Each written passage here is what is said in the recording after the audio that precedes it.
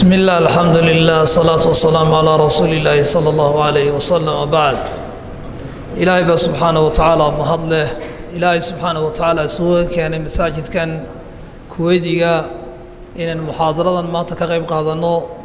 محاضرة ما أنت ومحاضرة دي كوبية طمناد المساجد كان كويديا كقب صنطاء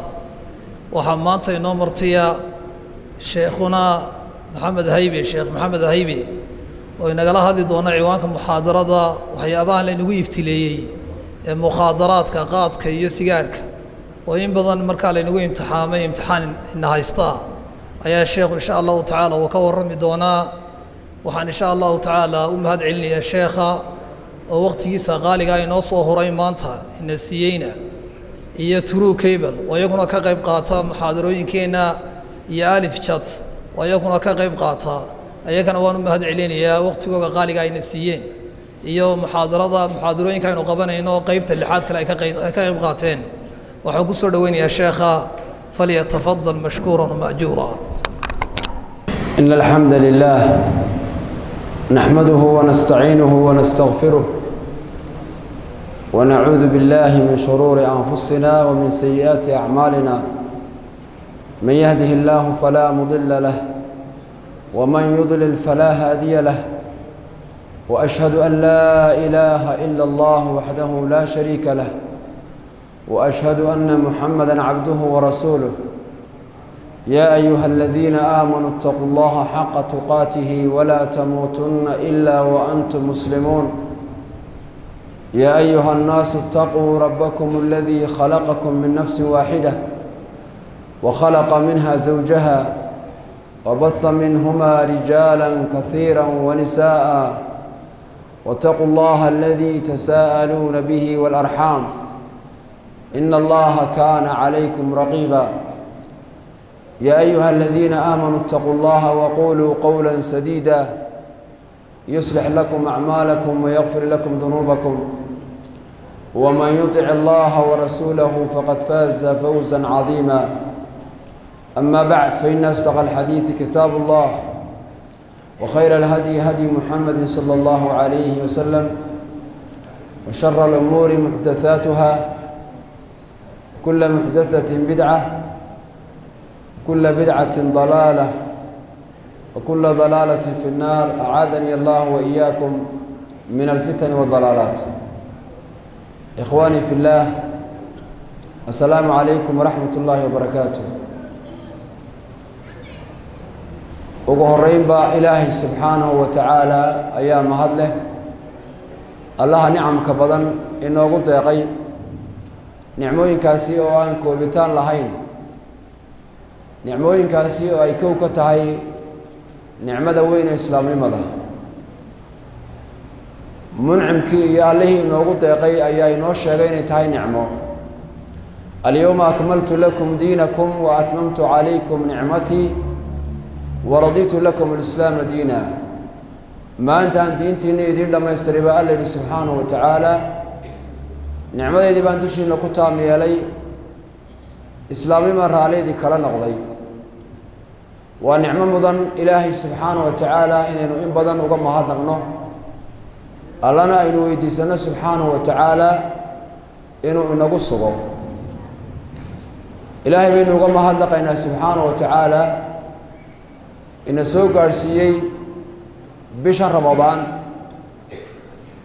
ووحويا إنه كتوين معلومات إنه لا مالي معلمي تجي عماشي إلهي نوافجي الله نجا أقبله معلمها صوص عدن إلهي سبحانه وتعالى خيري وناك نوافجي ونعمك له وعينان حوقي حيلتك قاري وحين حسوسا كرينا تضبطا ولا لدينا oo sanadkii hore inala soomay oo masaajidkan iyo kuwa kalaba inala camirayay oo maanta aan joogin oo kamida dadka xabaalaha ku jira kuwa sugaya inuu qiyaamihii dhaco oo suurtii la afuufo oo la xisaabiyo ilaa maanta inaynu nolol ku soo gaadhno ilaahay bay noo suurtageliyey subxaanahu wa tacaala waxaana muhiim inaynu ka faa'iidaysano waxaan jeclaan lahaa intaanan gudagelin kelmadda walaalkay siiyey ee ku saabsan raadadka xunxun ee ka dhashay mukhadaraadka khaasatan labadaa geed ee walaalkay carabka ku dhuftay waxaan ka cudur daaran lahaa marka hore sheegista walaalkay ugu sheegay inaan ahay sheekh arday idinkoo kale ah baan ahay laakiin waxaan ka xishooday inaan ka cudur daarto yeedhitaan ay walaaluhu iigu yeedheen inaan meel kelmad wacdiga ka soo jeediyo waxaan u arkay inay tahay watacaawanuu cala albiri waataqwa walaa tacaawanuu cala alithmi waalcudwaan khayrkoo la ysu kaashado inay tahay ayaan u gartay laakiin sheekh iyo culimo haddii la raadinayo magaaladan markaynu joogno culimadeeda waa macruuf waa la yaqaanaa ilaahay baan se ka rajaynayaa subxaana wa tacaala ammaanta walaalkay ammaanay aanan xaq u lahayn in ilaahay subxaana wa tacaala ay gaadhsiiyo kumaanan soo talagelin intan oo kamaradood oo kala dambaysa iyo boodhkan lay daba dhigay laakiin waxaan islahaa marka salaada laga baxo unbaad kelmad jeedinaysaa weliba adigoo iska taagan laakiin kursi aan kayga ahayna waa la ii dhigay waxaana laga yaabaa in kelimaadka halkan aan ka sheegaya sidii aan u sheegi jiray inaan u sheegin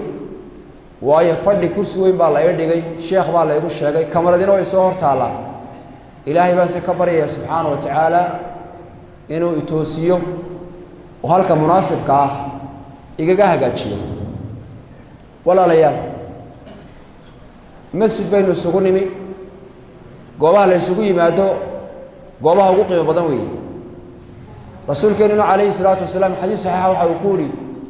axabu albilaadi ila allahi masaajiduha wa abqadu albiqaaci ila allahi aswaaquha ilaahay dhulka wuxuu ugu jecel yahay masaajidada waxaanu ugu necab yahay suuqyada wuxuu ilaahay masaajidka ugu jeclaaday waa waxa ka socda ilaahay keliyayntiisii baa lagu hayaa ilaahay baa lagu xusayaa subxaana wa tacaala wanaag baa la ysku farayaa masaajidada sharna waa la ysaga digayaa khayr iyo wanaag baa la ys amrayaa aakhiraa la ysku xasuusinaya waa la ysku cabsi gelinayaa waana la ysu rajo gelinayaa taasaa keentay inay noqdaan goobaha ugu qiimo badan ilaahayna subxaana wa tacaala taas ku jecel yahay suuqyadana waxaa ilaahay u nacay goobaha iyo dhulkaba ilaahay baa wada abuurtee waa waxa ka socda waa meelaha ugu badan ee ilaahay lagu caaseeyo waa meelaha ugu badan ee lagu dayacayo awaamirtii ilaahay rasuulkiisu ay bixiyeen idan inaynu soo fadhiisanno masjid waa nicmo kale oo iyada lafteedu mudan inaynu alle subxaana wa tacaala uga mahadnaqno ma ijtamaca qowmun fii beytin min buyuuti illaah yatluuna kitaaba allah wayatadaarasuunahu baynahum ilaa nazalat calayhim sakiina wagashyathum alraxma wadakarahum allahu fii man cindah waman bata'a bihi camaluh lam yusric bihi nasabu rawaahu muslim wuxuu rasuulku uhi calayhi salaatu wasalaam koox iyo qayb muminiinta ka midii ma jira oo ku kulmaya guri ilaahay gurihiisa ka mid ah iyagoo ilaahay kitaabkiisa iyo aayaadkiisa isku waaninaya khayr iyo wanaag isu sheegaya taasi haddii ay dhacdo ilaa nasalat calayhim sakiina xasilooni ayaa ku soo degta naxariis baa daboosha malaa'ig baa ku soo xoonta ilaahayna subxaana wa tacaala waa ku faana malaa'igtiisa ayuu bal addoommahayga eega qofka camalkiisu dib rido ayuu leeyahy rasuulku calayhi salaam camalkiisu qofku dib rido reer wanaagsan uu ka dhashay ma soo dallacaan halkan unbaa la sheegaa ree hebel iyo ree hebel laandheere iyo laangaab waxayna wareeriyey maanta halkanaa lagu hayaa lagama yaqaan aakhiro ree hebelka lagu xaadiriyaa waa iimaan iyo camal saalixa baa dadka ay ku kala dheeraad leeyihiin walaalayaal maadaama aynu ramadaan ku jirro waa lagama maarmaan war walba inaynu horteenna soo dhigno axaadiista ka warramaysa qiimaha wakhtigan iyo bishani leedahay iyo digitaanka uu rasuulku calayhi salaatu wasalaam inooga digay in fursaddaasi naga dayacanto waxaan jecelahay inaan laba xadiis ka sheego arrinka mid wuxuu yahay xadiidka tirmidi ibnu xibbaan ibnu khusayma intaba ay soo saareen min xadiidi abaa hurayra nebigu calayhi salaatu wasalaam mimbarka isagoo fuulaya mimbarkiisii rasuulku calayhi salatu wasalaam isagoo fuulaya jaranjarooyin saddexa buu lahaa markaasuu wuxuu rasuulku uhi aamiin haddana wuxuu ihi aamiin mar saddexaad buu rasuulku uhi aamiin calayhi salaatu wasalaam markaa saxaabadu arrinkan kumaanay arki jirin waxay yidhaahdeen rasuulka su-aal bay weydiiyeen rasuul allah slam aad samayn jirin wuxuu nebigu calayhi salatu wasalaam ku jawaabay malak jibriil baa ii yimi markaa wuxuu uhi qofka soo gaadhay labadiisii waalid da' ku soo gaadhay ama mid ahaan een jannada ku gelin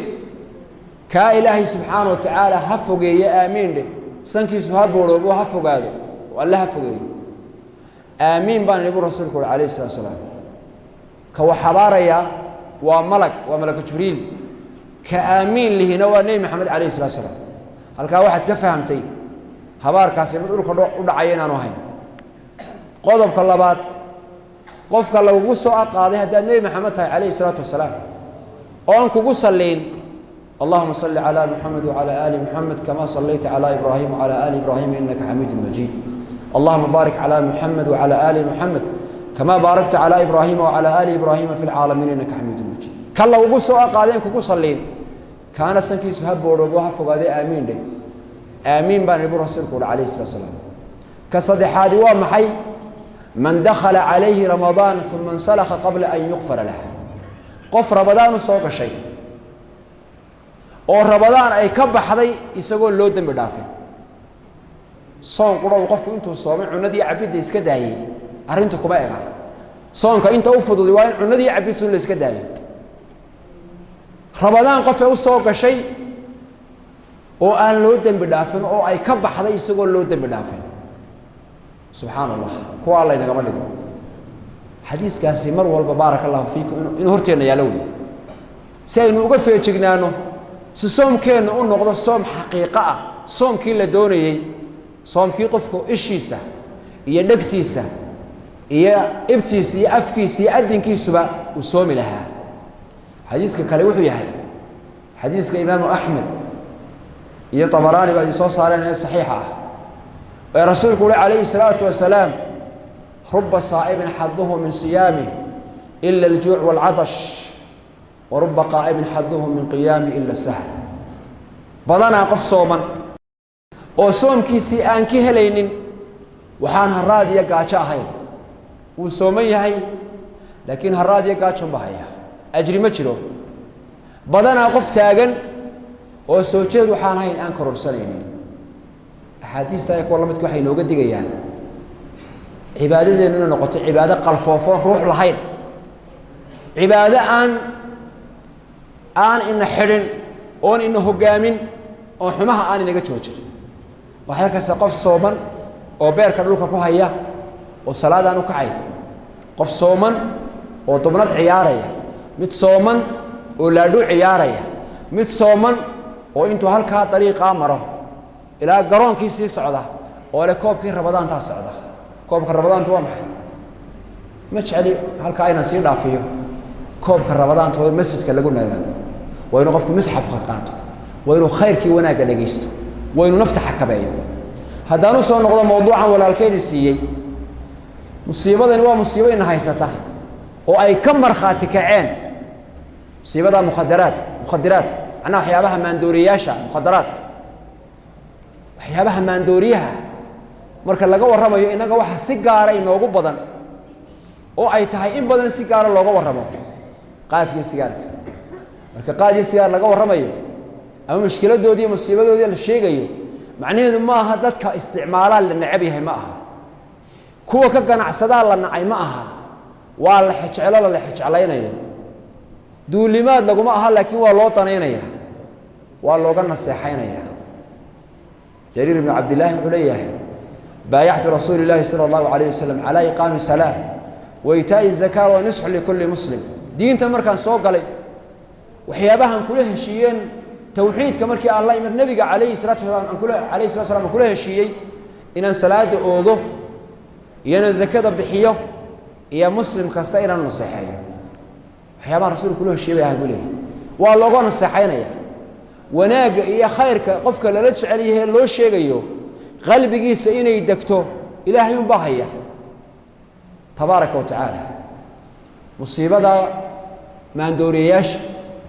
khaasatan qaadkiiyo sigaarka innagoo musiibo qaran dowladdii baa ka markhaati kacday culimmadii baa ka markhaati kacay dadkii cilmiga maadiga ay yaqaanay khaasatan dhaqaalaha yaqaanay baa ka markhaati kacay dhakhaatiirtii cilmiga markaa waxa weeyaan u lahaa ee xanuunada iyo say u faafaan iyo waxyaabaha laga qaado iyo raadadka ay ka tagaan garanayay ayaa waxa weeyaan ka warramay ee xanuunada kala duwan laga qaado ka warramayay inoo sheegay lagama warramayo dhakhtar isagu cuna oo cilmigiisu ka joojin waayey oo intuu afarta soo fadhiisto isagoo xiribaha ka dhididsan soo qaylay deedna qofka bukaanka ee loo keeno yidhaahda maqaadkaad cuntaa dawadu waxba kuu tari mayso isagii baa cuno xiribaha ka dhididsan oo dalkaysa iyo sankaba kaa lagama warramayo dhakhtarka ku xisaabtan kale ee cilmigiisu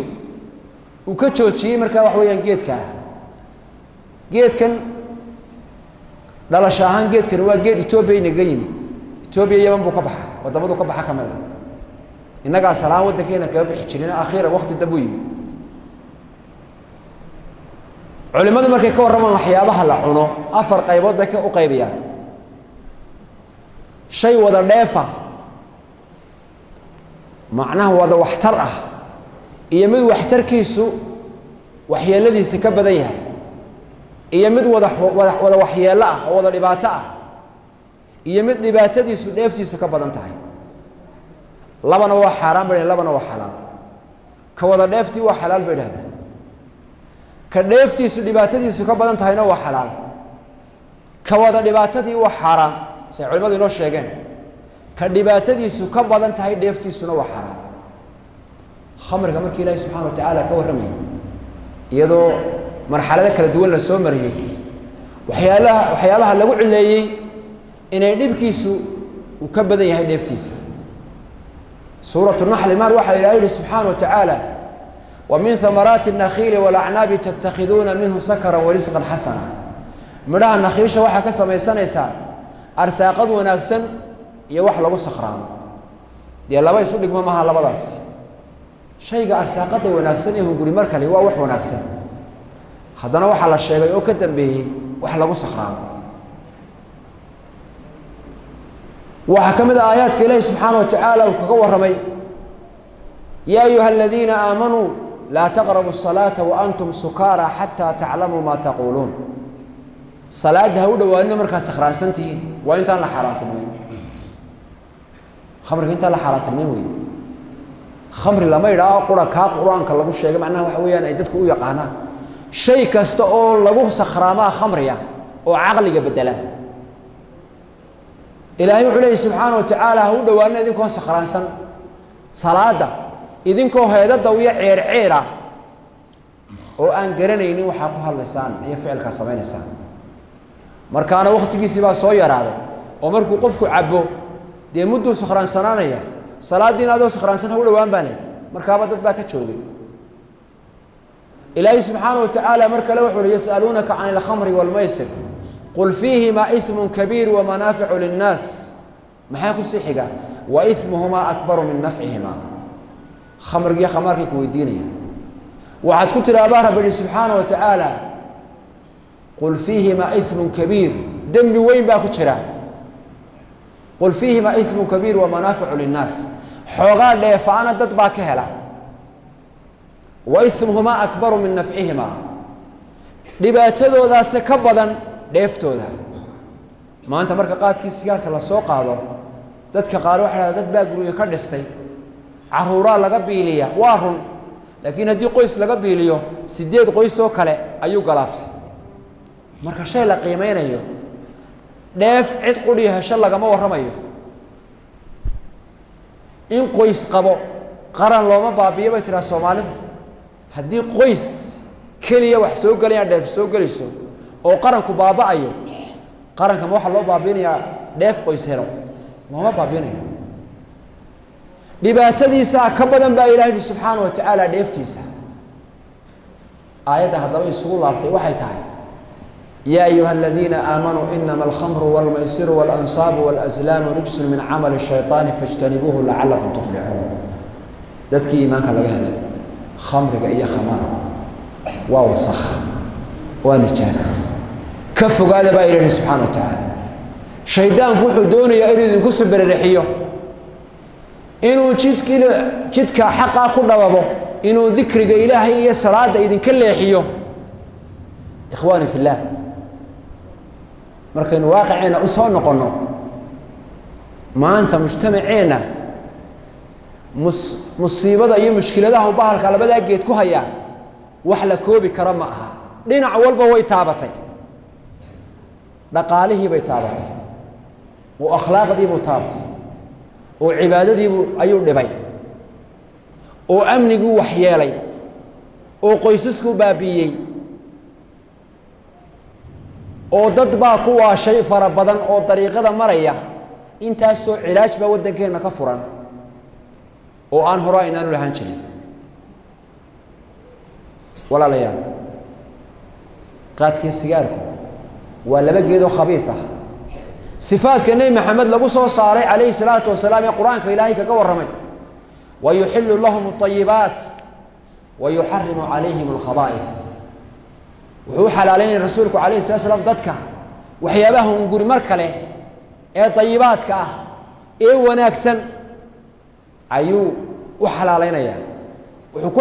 xaaraantinimay waxyaabaha khaba'ithka dulliga liita billahi alaykum qaadkii sigaarku ma tayyibaadka ku jira mise khaba'ithka ku jira qofka xataa cuna ee isticmaala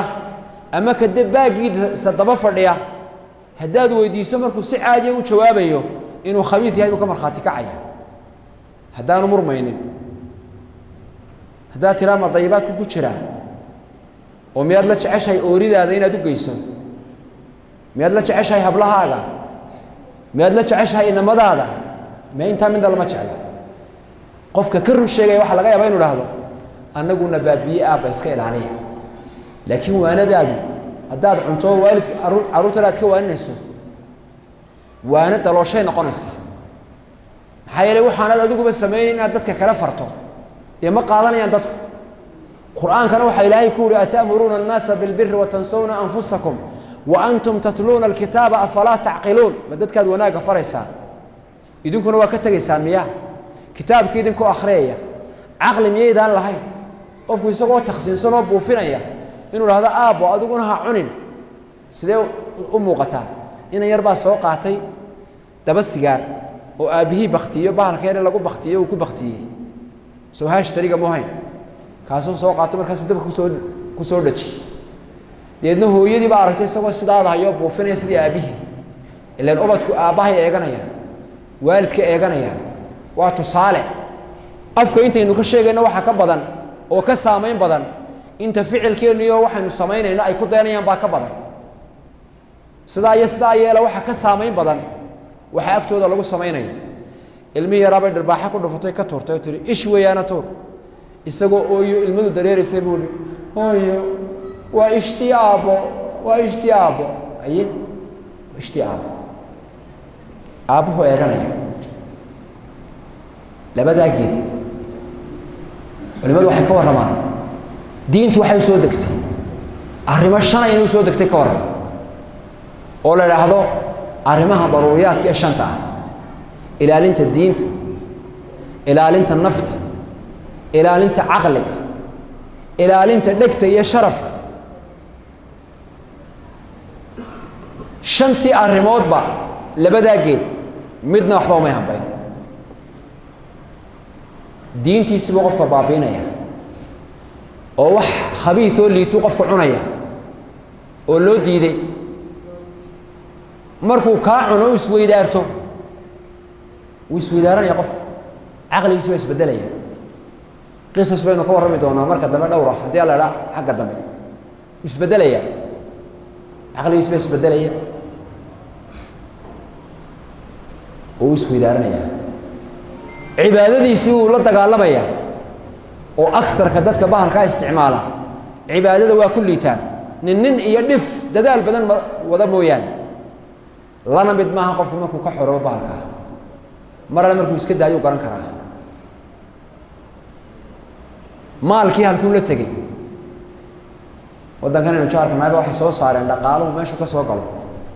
dhaqaalihii soo gelayay inta ugu badan dalkeennu yuu ka tagaa waxaa la xusaa millions dollars intaasoo milyan oo dollar ayaa sanad walba inaga xarooda maalin walba lacag intaa leeg iyay naga tagtaa waynu ku xoroobi kari weyno go'aan bay qaadan kari waayeen dadku intaas soo qoys baa sababtiisa ku baabaaday waxa laga yaabaa in dadka qaar ka hor raaska anigu kuwa aniga ila dhashay walaaladaya qaar baa qoysaskoodii baabeen sabab qaadiya sigaar sababtiisa qaar baan is afgaran kuwii hooyada iyo aabahay dhaleen oon turjubaan u doon mararka qaar aan isaada turjubaanta loo ma doonata annagu af Soomaali ku wada hadlayna qaadiya sigaar sababtiisa guryaheena markaad u fiirsato guri aan nin waalani ku xidhnayn uu yar yahay shantii guri ee kamida guryaheena laba guri oo kamida dad baa silsiladaysan waa hadiiba loo helay awood lagu silsiladeeyo hadii kala suuqay socdaan muxuu sitaa wuxuu sitaa xagal qaraaba abu sitaa waayo kani waa ku waashee kama waalan isaga waa kii waalida sababta ugu aha lacag hadii la siiyay isagu la dultagaya ku lacagta qaato isagu la dultagaya qoysaska baaba ay tira malaha maalkii iyo aqligii iyo qoyskii xataa dad badan ba waxay ku kaliftay markay waayeen inay dariiqada istaagaan habeenkii oo dadka ay xoog kaga qaadaan moobilada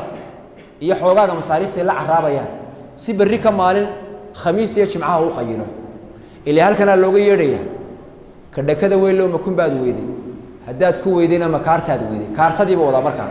waa inuu dariiqa istaagaa walaalayaal qofku xaq uma laha naftiisa iyo maalkiisa inuu ku ciyaaro musiibooyinka mushkiladaha ay leeyihiin baalaha labada geed waxa kamida in qofkii uu ku waalanayo naftiisa inay ku tagayso wuxuu in dhakhtar iga waramay 25 qof baan ka tiriyay buuri inta aniga gaar ahaan soo martay ee dadkii siday ay u haystaan inuu nool yahay wali laakiin ay ka baxday oo meyd ah daankana ku haya qaadku cunayay oo wadnaha intay sunti ku dhufatay ay leeyihiin wadna gariib baa ku dhacay bal eeg qofkiina waa ka maqan tahay naftu wala taqtulu anfusakum inna allaha kana bikum rahima nafihina hadilina ba rabbi subhanahu wa ta'ala alla waa idin xariisanaya qofku nafta ku jirta xaq uma laha wuxuu doonay inuu ku sameeyo inuu suncabo iyo inuu istilo iyo inuu meel iska tooro xaq uma laha waa amaanay ilaahay subhanahu wa ta'ala u dhiibay iska daa toos inuu isu dilay meeshay u badan tahay inay dhibaato iyo musiibo ku helayso iyaanu loo ogolayn inuu galo haddaan ahayn cibaado oo qofku markuu jihaadka galayo dee jihaadka naftiya baa ku baxaya laakiin markay u cadaado jihaadkii saxda ahaa inuu yahay waa la gelaya halka janna la kaana lagu raadinaya xaq uma laha wala taqtulu anfusakum inna allaha kana bikum rahima alla waa idin xariisanayna fiina hadilina wala tulqu bi aydikum ila tahluka warhays halaagina ba ilaahi subhanahu wa ta'ala oo waxay naftiinu ku halaagsamayso halla imanina suntiba ku habaysan baakirka sigaarka dusha waxa lagaga qoray oo shirkadihii sameeyay khasab lagaga dhigay inay kaga qoraan kansar baa laga qaadaa iyo caafimaadku waxyeeleeya iyadoo af Soomaaliya mararka qaar kood ay ku qoran tahay Carabi iyo Ingiriisi iyadoo abay ku qoran tahay laakiin dhigto ma dhigayo wuxuu leeyahay warisi baakir sigaar mushkiladaha waxa kamid ah uu leeyahay marka laga yimaado inuu nafta uu marka dilayo haligayo sun yahay iska baxa ma geedku sidiisaba sun baa lagu habeeyay 12 bilood ee sanadka uu cagaaran yahay geed si caadi ah baxa ma sun baa la daba jooga 1940kii dawlad sunta laga dhidhiitida oo laga mamnuucay 1940kii caalamku ay iska mamnuuceen oo inaguna aynu dugaaga ku sameyn jirnay ayaa lagu daraa xididka loogu shubaa wuu ku baxaa wuu cagaaran yahay sanadkii oo dhan markaas ka yimina wuxuu leeyahay kii macaana adawaa qaraad kalmada lafteeda beena waxay ahayd inuu raahdo kii qaraada ileen macaan maahay كي عانها لها بوليها وارهنو عانو ليها لكن ما يسوي دي عانو وحيهين سون كستا أو كم ده سونها عالم جرا مركا لو ضرب بيها إنتو ده بدني عدان بين نقدان ربط سومدو ما إن حولها شنو إن كبرنا مركا بيها لو ضرب وعداتها دي تدو وعسان مركا لو ضرب بيها عدان بيسوي بدشة غالبا سون كستا مركا بيها لو ضرب وعدان سون تيبا كشرتا كي عانها لها هذيك نوع حدا كي عانها لها مشكلة أولية وحكمة قفكو عبادتي إلهي كفر ليالي بكتجيا أما سيئا ونكسنين بوجودنيا أما سيئا ونكسنين بوجودنيا عجتشيد بوجودنيا عبادتي اسمها عبادة الصحة بارك الله فيك وعبادة عجتشيدة ووحي نو أبو الرين بعباده وما خلقت الجن والإنس إلا ليعبدون شنك ينسى خلوان أبورا عبادة نو أبو تبارك رب سبحانه وتعالى إني كريا صلاة دي يقف كل كلا تشوفان قاعد كسيجار كاستعماله صلاة الصبح إيش أنت صلاة كود وفضل قبضان كمدا هل كي تشوفان دتك قيلا بارك الله فيكم ما كهرون لقاه الله من قاعد كمنا وحي يقول اللي حسن ضود أنت كني ما نقول مسجد ماني منبول ساسا نبدي ويكتكتا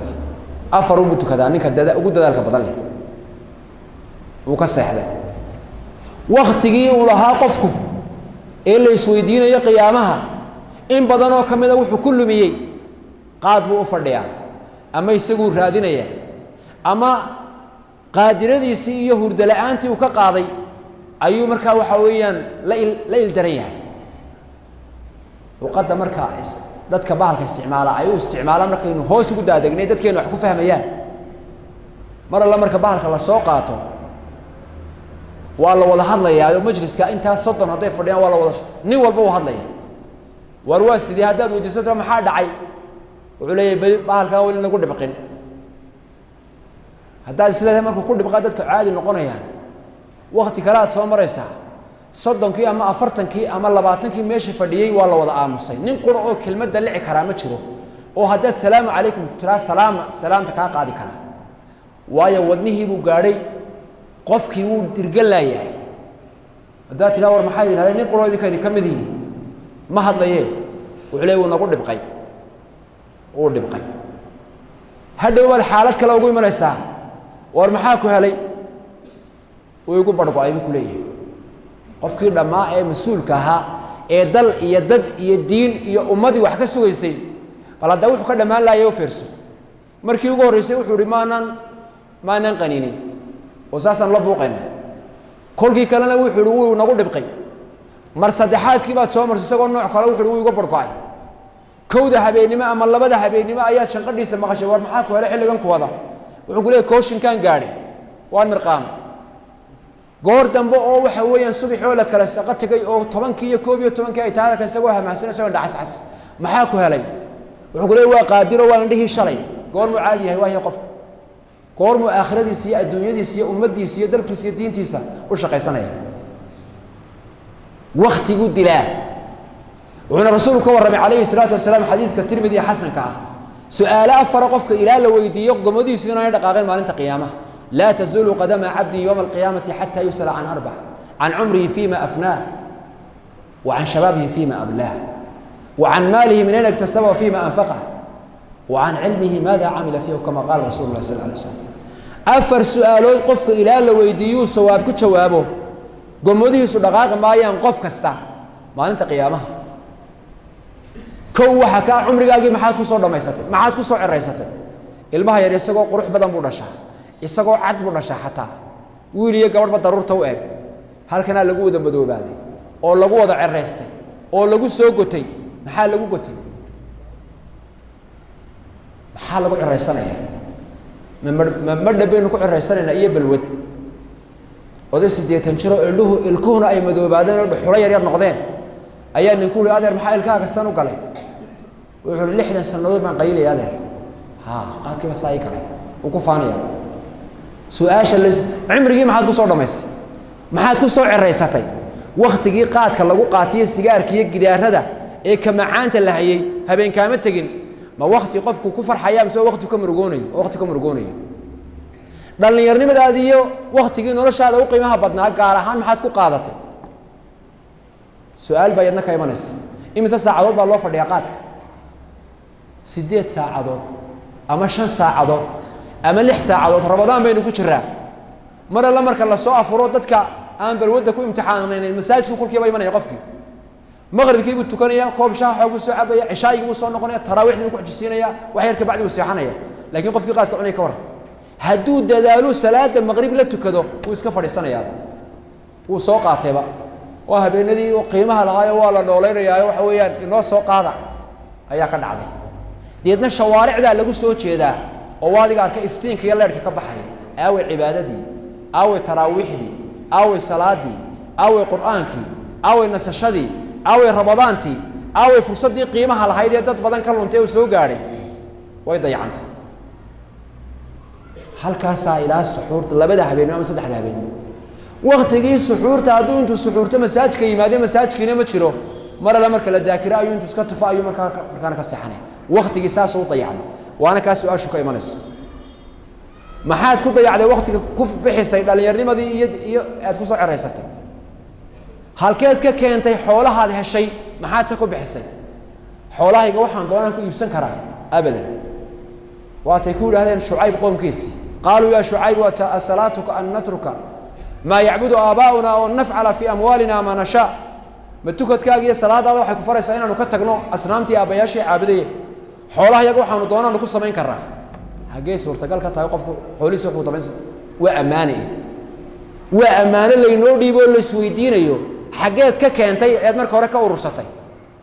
xaggeed ku bixisay bilaahi calaykum jawaab alla inaga aqbalaya ma tahay waan ku qaylay waan ku mirqaamay waan ku biyo raaciyey sigaar baan ku cabbay wax macquul oo la qaadanaya maya nabigeenu calayhi salaatu wasalaam mar kale waxa uu tilmaamay xadiidka bukhaari adabka ku soo saaray nicmataani maqbuulun fiihima kathiirun min annaas asixatu walfaraaq laba nicmo dadku waa ku kadsoon yihiin waktiga iyo caafimaad qabka kama faa'iidaysanayaan sidii munaasibka ugama faa'iidaysanayaan waktigiina wuu dilayaa caafimaadkii buu dilayaa waxay caddeeyeen oo ay meel walba ka sheegeen xanuunada waaweyn ee maanta inaga mujtamaceenna aafeeyey in badan oo ka mid ah in qaadka laga qaado wuu samaysan yahay wadna gariirkaa laga qaada oo dhiikarkaa laga qaada oo faaligaa laga qaada oo beerka ayaa sumooba beerka ayuu sumeeyaa markaasa waxaa laga yaabaa qofku markuu beerkiisa dhinto in beerkii oo nooc kala noqday uu qofku xagga dama ka dhimo niman saaxiibna wuxuu uga sheekeeyey nimay qaraabo yihiin oo laga keenay miyiga oo dadka qaadka aadka u cuna ah dhakhtarkaa la geeyo gurigiisa iskaga celi baa la halka waxba looguma qaban karo beerkiisii baa baaba'ay baa suntaa baabiisay deedna maalintii dambe ayuu suuliga igee yidhi suuligii baa la geeyo beerka geela oo la shiiday waxaad mooddo ayuu sii daayey markaasa waxaan isgu uri malaha gaas talidii baa ka qarxdo yar ladnaadaya waa beerkii mar labaadkii lagu celiyey intii oo kale sidii oo kale sameeyey way ka maqan tahay beerkii baa baaba'ay suntii baa baabiisay kansarkaa laga qaadaa kansarka debnaha iyo kansarka hunguriga iyo ka caloosha way caddeeyeen dhakhaatiirtu haddaad doonaysaana weydiiye waxaad arkaysaa qof afka gebigiisuba bedelmay oo nooc kale isu bedelay oo qarqarxay oo midabkiisiina ka tegay isagaa laga qaadaa bahalkaasi meel uu roon yahay ma jirto caqliguu dilaa oo qofku markuu maanta sakhraamo ee uu soo yar miiraabo ee sakhradiisii ay ka baxdo ayuu haddana dib u cunayaa waxaa la hayaa oo ay ka markhaati kaceen iiga warramin inaanu qaraabo nahay wuxuu uhi berbere annagoo joognaan qaylay buuhi deedna qolkii aan fadhiyey ayaan kulayl baan dareemo markaasaan isri buuhi iska soo yar meedho taaraddana hablaa ku dharmaydhaya buuhi anu markaa qol yar baan iska jira waa nin iska xamaala iska shaqaysta wuxuuhi markaan xamaamkii ku maydhay macawiistii iyo garankiiba waxaan kaga imid buuhi xamaamka wuu joogaa ninkaasi haddaad u baahataan hortiinaan keeni karaa wuxuu siday caadiga ahayd ee ilaahay ugu abuurumaan kaga soo baxay buu anigoo salaqsanaya ayaan ka soo baxay buu hablihii baa daarada ka yaacay wali maan dareemin laakiin bacdi iyo halkaan fadhiyay ba jaadku igu jiray markaan dul imi ayaa biyihii garhka iyo timahayga ka soo da'ayay ee bacda gawda ku hayay ayuu marsiin buu war biyahan ka daaya xagee ka daaya eedna jirkii baan istaataabtay buu miyaad riyoonaysaa mise Maryama ma xidhnid waxay xaqiiqo noqotay buu inaan Maryam xidhnayn miyuu mirqaamay mise uu sakhraamay idinka intayna halkan hor fadhida iyo inta insha Allah ta'ala ka daawan doonto TV-ga waa su'aal u taala jawaabteedu ma mirqaamba mise waa sakhradu qofkii sakhraamay uu isweydaartay wala la yaa qoysas baa ku baaba'ay bahalka oo ninkii markuu dayacay waajibkii qoyska mid dhaqaale iyo mid la dhaqan iyo mid mucaamalo inta markuu dayaco tii qoysku baaba'aya nabiguna kaleey salaam wuxuu ka digay qofka inuu dambiba ugu filan yahay cidii mas'uuliyadu ka saaray inuu dayaco حديث معناه tilmaamay rasuulku noo sheegay kaleey salaam kafa bil mar'i ithma dambi waxa qofka ugu filan inuu dayaco cidii mas'uuliyadu ka saaray qoysas badan baa ku baaba'ay oo qaadkii sigaarka naga qabaan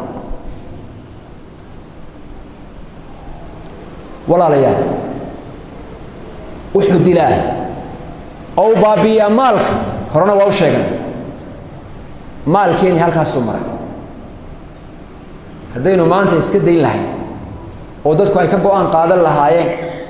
oo qofku iskiiskaga dayn lahaa oo ka shaqeeya wax kale Ilaahay weydiisan lahaa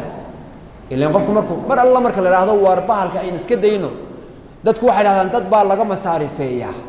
war markuu qofku shay ka tago ee shay xun ka tago ee Ilaahay dirtii uga tago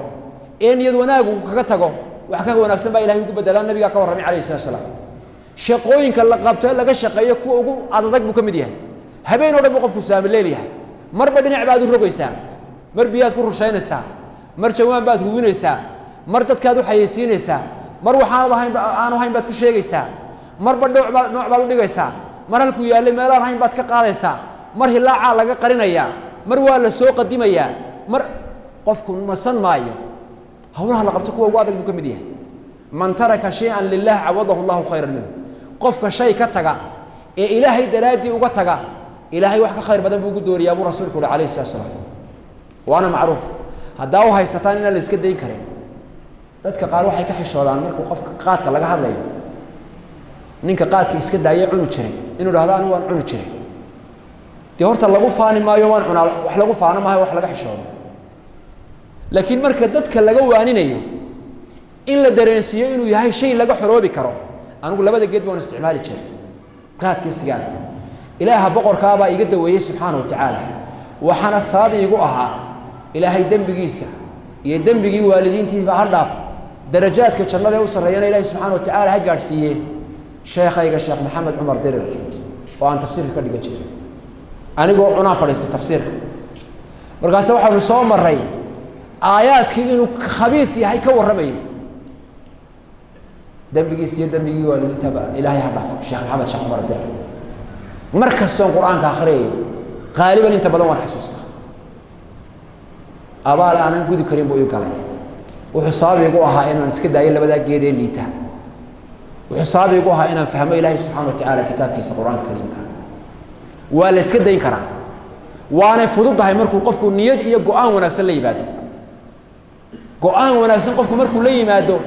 ee uu ka tago wax ka khayr badan baa Ilaahay subhanahu wa ta'ala ugu doonaya maalintaas aanu diinta fahmo maalintaas aanu wax baran karo aanu fahmo maalintaas aanu ku xoroobi karo aanu dareennay maalintaas aan go'aansaday dadka walaaladaya inaan inta awoodeedii iyo karaankayga iyo aqoontayda kooban inaan uga naseexeeyo oo inaado waar waa geed liitay iska daaya waana la iska dayn karaa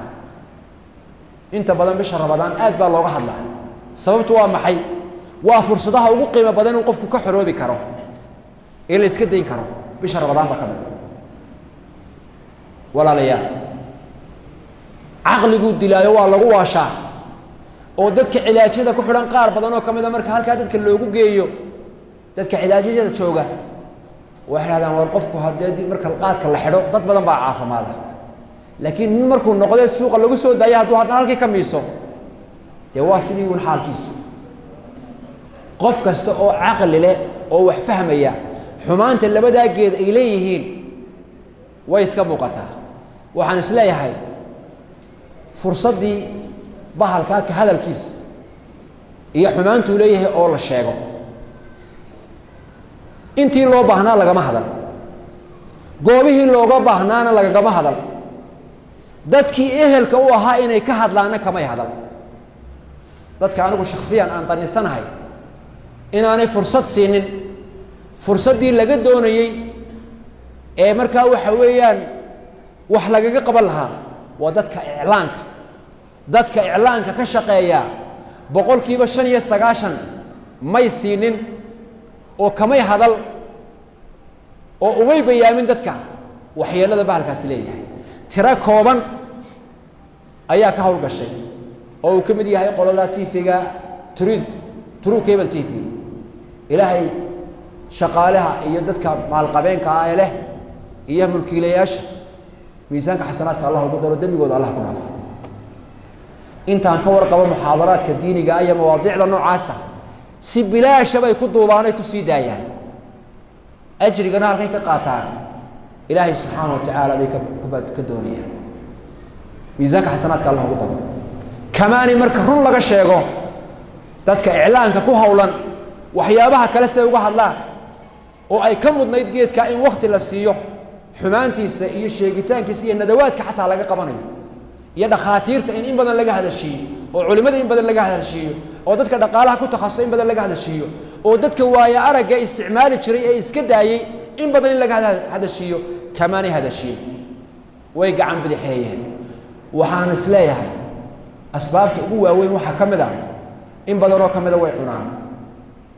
waxaan leenahay waa iska daayay waa ka faa'iideysan waxa ka khayr badan la yidhi ku bedel waxaan ku soo gurnaadi lahaa waa musiibo qaran inaga Soomaaliland si gaar ah inoo haysata meel ay Soomaalidu joogto horta waa ku ibtilaysan tahay waa si ku kala badan tahay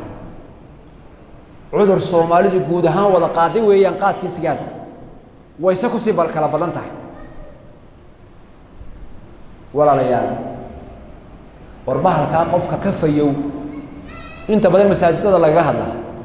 dadka masaajidada joogaana dadka inta badan cuna maaha laakiin waa dadkii ka fayooba ee ay ahayd fariinta inay dadka kala gaarsiiyaan oo walaaladood ay u damqadaan oo cudurka ay ka dawoobeen ee Ilaahay ka badbaadiyay ee ay ka fayow yihiin ay ka badqabaan iyagu sidii ay dadkooda markaa uga badbaadin lahaayeen badbaado Ilaahay baa hayeen ee uga waarin lahaayeen ee uga naseexayn lahaayeen ayaa dadka masaajidada in badan looga hadlaya cudur markuu meel ka dilaaco dhakhaatiirta loo yeedha dhakhaatiirta waaweyn neerasta qofka inuu caafimaad wax ka yaqaan oo dhan baa loo yeedha si markaa waxa weeyaan gurmadka looga wada qayb qaato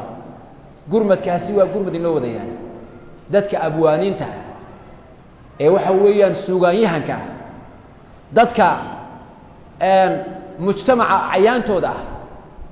madaxdu kow ka tahay culimada abwaanada odayada iyo waayeelka dadka iclaanka ku hawlan dadka in badan markaa waxa weeyaan barnaamijyada markaa waxa weeyaan ku faafiya waxaan la social media mas'uuliyad gaar ah saaran qofkuna wuxuu khayr iyo wanaag kasbadoon buu leeyahay Ilaahkiisa tabaaraka wa ta'ala wa an laysa lil insani illa ma sa'a wa anna sa'yahu sawfa yura musiibadaasi waa musiibo mujtamaca Soomaaliyeed meelay joogaan ma haysata innagana gaar inoo haysata walaalayaal aynu ka wada qayb qaadano barakallahu fiikum waxaan ku soo gurnaadi lahaa bisha Ramadaan dad badan baa iska daaya waliba qofku iska daaya talooyinna waa la siinaya dhiirigelin baa la siinaya waana looga ducaynaya yaa ka faa'iideysanaya fursadan maanta oo isticmaali jiray qaadiye sigaar oo la waan iska daynayaa idinkuna iiga duceeya in Ilaahay wax ka khayr badan iigu bedelo fursadda ayaynu siin yaa ka faa'iideysanaya يا إسكديني رجعني ماذا كشرته إنه غفور وروان إسكديني بارك الله فيك بارك الله فيك جزاك الله برت هذا إسكفر وحكى خير بدل الله الله يدينكم بدل وحكى خير بدل وأنت هنا أنت عذاب بالعابد ياكل صبيري ياكل إسكديني ما شاء الله والله باتني ما شاء الله ما شاء الله ما شاء الله ما شاء الله قرآن كا قادتين بارك الله فيكم قرآن كا وقرآن قيمة له الله يدوم كالمين وقال بيد إلهي يقول إلهي بينه فرنا أنت ولا لدينا نلفر إذا وضع مرخاتي كسوين هو الله سبحانه وتعالى قل أي شيء أكبر شهادة مرخاتي قوين هو الله سبحانه وتعالى إنه وقفوا الشيء كتقوا إلهي درتي وقتقوا سيدنا النبي يقول نوش شيء وأرين قيمة لو حكى خير بدل ما إلهي يقول بدله قرآن كا قادتين دي بهو قرنا قلنا وحكى خير بدل الله يديكم بدله إلهي سبحانه وتعالى وحكى خير بدل الله يديكم بدله علم بركة الله يديكم بدله عود وناكسن أو واسع الله يديكم بدله عبادة هفن أو قال إلهي سبحانه وتعالى يديكم بدله قرآن كا قادتين الله يديكم كالمين حكى قلنا بارك الله فيكم إذنكم ندتك كلام إن شاء الله تعالى يا وقلنا الصحين دونتها أنت إن هالكافر لذا أنت كلام متكاذب مسؤولية صارت هي أنت مغلى برنامجك إن شاء الله تعالى إن بهالكا وحويان dadka loogana seexeeyo inuu qofku go'aan ka qaato isagu go'aan qaata ka muhiimsan in si kale looga joojiyo dadka ka shaqeeya ilaahay wax ka khayr badan ugu bedelo inay go'aan ka qaataan baa inuu walaasay waxaan u ducayn lahaa walaaladeyna masaajidka sheekha maxamed imaamka muadinka ragga dhalinyarada ee barnaamijkan muhaadaraadka rabadaanta oo dhan socday ilaa 20 ka rabadaan socon doona soo abaabulay qolada markaa waxa weeyaan TV-ga True Cable TV iyo qolada kale iyaguna markaa waxa weeyaan alf jad iyagana ilaahay subxaanahu wa ta'ala dhamaantood miisaanka xasanaadka Allah ugu daro halka intii aan fadhiyay khayr iyo wanaag wixii aan sheegay ilaahay bay waafajiyay subxaanahu wa ta'ala lagu mahadnaqayaa wixii khalad iyo deelqaaf iga dhacay naftayda shaydaan xaqooda ku ahaaday ilaahay baan subxaanahu wa ta'ala uga toobad keenaya ربنا سبحانه وتعالى وحن كرجينا إنه يقبل إذا كان وحن الله سبحانه وتعالى إذا كبر إياه أنتِ نهرت إذا صوف لذا هي أنت كلا برنامج كان إن شاء الله تعالى داون دونتا إن الله سبحانه وتعالى ميزانك حسنات كإذا كدروا إذا كان لقوا إله سبحانه وتعالى قرآنك كو أماني فبشر عباد الذين يستمعون القول فيتبعون أحسنه أولئك الذين هداهم الله وأولئك هم أولو الألباب وبشارب الذي سبحانه وتعالى ليه محمد وكنت هذا الكدقيستان كيس ونكسن راعية كوا هنوصن عقل قليل كوا سبا إلهي سبحانه وتعالى